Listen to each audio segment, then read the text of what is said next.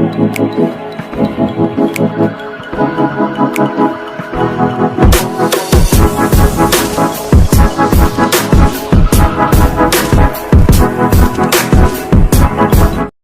of age and already a double Grand Prix world champion. Possible move to Pramac Ducati in 2025. That's all in the future. What's he going to serve up to the rest of the field? An intermediate world champion, 22 laps. The lights are on. And we are racing in Moto2 of the Ricardo Tormo circuit here in sunny Spain. Fermin Aldeguer's got a brilliant launch in the middle. Got a good start was Pedro Acosta, who made a couple of places off the line, but bravery from Jake Dixon around the outside. Turn two. Now then, this spells danger, doesn't it, for the remainder of the field, because Fermin Aldeguer, normally when he hits the front, big crash.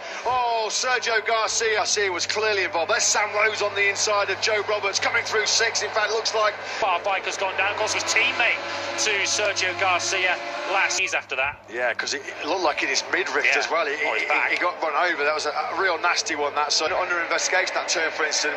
If you give Aldeguer clear track in motor, Kelly might have just ridden around the outside of Zani. Hopefully he didn't hit him, because they looked very, very close in the back of a chaotic first lap, led by Aldeguer and Canet. And Pedro Acosta, who got off the line very well, has only actually gained one place in the end. And the Moto2 Valencia in real painful fashion. That was last year.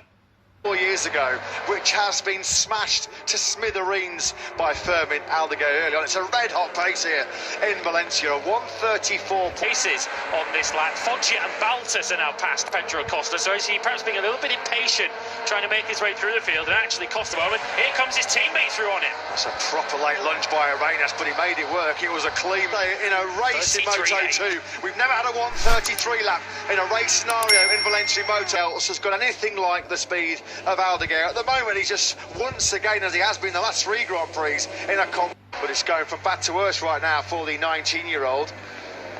Here, back at the front, is Aldeguer. Respect to Canet, because he's got himself into the 133s. That's brilliant rhythm by the Pons race. Announced for this morning that he's going to be in Moto E once again next season, sticking with his advantage. Aldeguer at the moment leading race, which means that even if Aldeguer was overtaken by Canet for the lead, and Aldeguer finished second in his race with again to 2023, it has been for the 18-year-old GP grid. Pramac Ducati have been sniffing around, trying to get him locked to the season. Aldeguer and Canet are once again firing high 133s. Their pace is just next level compared to the 33s. Everyone else is doing 34s or 35s. Sam Lowe's, which is in 7th now. Then we have the two Italtrans, Calixis of Dennis Foggia and Joe Roberts. Dennis Blackman was only at 34.2, half a second slower than the leaders are currently going. Well, a 134.159 was quicker than Marcos Ramirez in 3rd place. And here is Jake Dixon then, just as even show the number 24 bike is front wheel as Dixon. The conditions, we're certainly going to experience much of that when we go back home after this one, with December coming up. Aaron Canet at the moment. Canet doing a fine job as we reach 1/3 distance in this race to keep Aldeguer honest. Here is the battle then between two of the high monsters, finally getting back up to speed again. Here he comes on the inside of Agora. Costa now up into P12. Two demons here in Valencia. Of course, it was a crash out the Moto2 World Championship. Further back, Arenas on the inside, Baltus into the first centre for precautionary checks, and let's hope that they're both okay, because a bruising end to 2023 for Sergio Garcia, but he has shown us plenty, hasn't he, in this rookie season, to suggest that he's going to be a rider to watch next season, when he will be riding a keeping that gap to Canet around 0.4 of a second, half a second. They're struggling to get themselves inside the top 10. Now then, let's check this gap here between Aldeguer. Best race lap here in Valencia. Has that finally broken Canet then, because he's nearly 3/4 of a second? Did an all-time lap record, a low 1:33. So on Dixon, think back to India, was one of their most recent exchanges.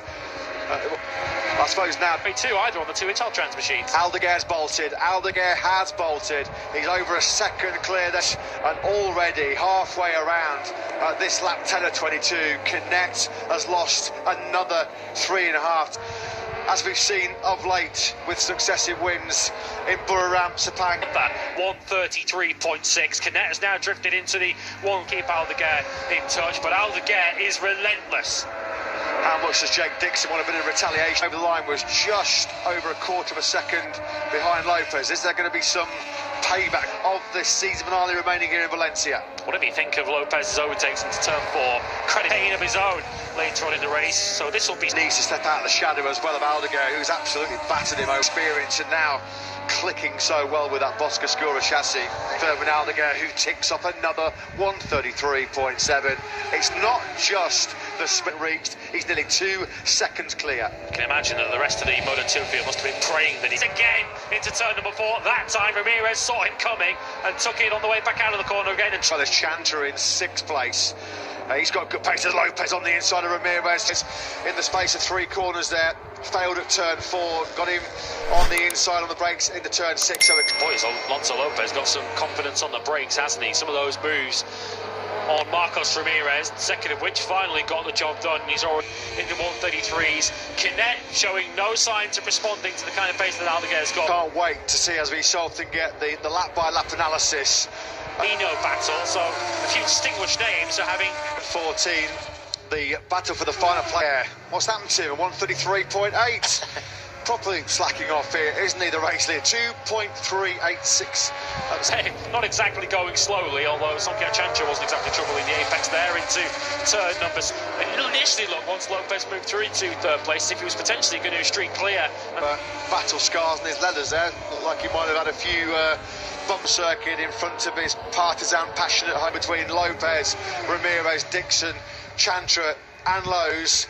Aldeguer still in the 130 seconds. Canet still lapping in the low to mid 134s, and he's got a nice 4-second buffer. So Canet, he won't thank us for saying that he's on Friday. It all looked like it was plain sailing. He was going to be fighting for the victory here today. A victory challenge that has just the 133 lap here in this Moto2 Grand Prix of Valencia. 3.2. They've got some great pace right now. Lopez for the first time in the group. Good pace. Just done a 34 flat. Chantra inside then of Dixon.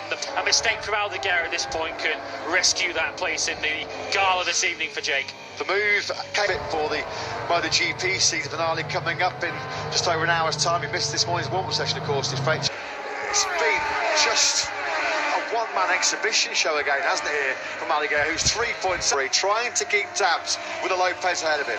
Just to put into context what Aldeguer's done in the latter stage of these races, it's how he's winning them. Aldeguer on a completely different level to anyone else, even of this man. Rounding off 2023.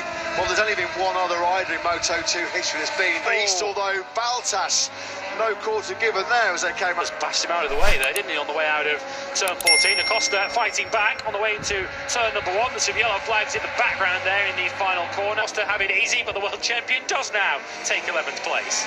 Yeah, looking back, the MTS wildcard, who unfortunately has crashed out at the final corner. Slightly better news to start this race day for the Spanish. Running in 10th, who's going to be a Grassini rider for next season, and the Ital-Trans duo of Joe Roberts and Dennis Foggia. In his Moto2 career, one of those was on his debut in Qatar 2022 when he was caught up in a first corner melee. 134.203. He's in that luxury commanding position, over 4 seconds clear of Canet at the moment. Of course, they got a lot of criticism, didn't they, American racing, when they eased out Sean Dillon Kelly. Here, 134.321 from Aldeguer sees him keep the buffer.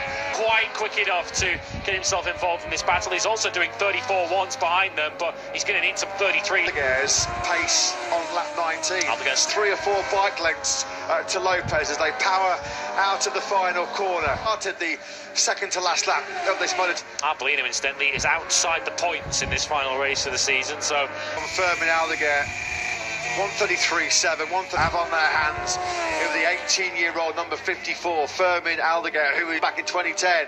Has there been a ride that's taken 4 successive wins? That in the 133s, just to rub everybody else's nose in it. He's having a lost a bit of time to the Lopez-Ramirez battle, but he's still well clear. Ramirez, how much is he prepared to push the button? From Ramirez. Sonkia Chantra, number 8. You feel his best opportunity might be the final corner. Ramirez just not as good as Lopez on the brakes. Lopez with such confidence on the brake. 14 is the last possible opportunity for Marcos Ramirez here. This looks like rostrum or gravel, doesn't it, for Mark race leader Ramirez? It's now or never for him on the brakes down the hill into turn 14. He's coming from a long, long way back. He wants that final podium, and over the line we go. V is for Valencia, V is for Lopez. Looks like he might take it on the line over Ramirez. He does. by just 200 of Jip. What a final fling. He is the winner of the final 4 Grand Prix. He decimated now in Moto2 history and been on this kind of purple patch on the second clear of Aaron Canet, who does have to settle for a... For more MotoGP action, don't forget to like and subscribe. See you at the races.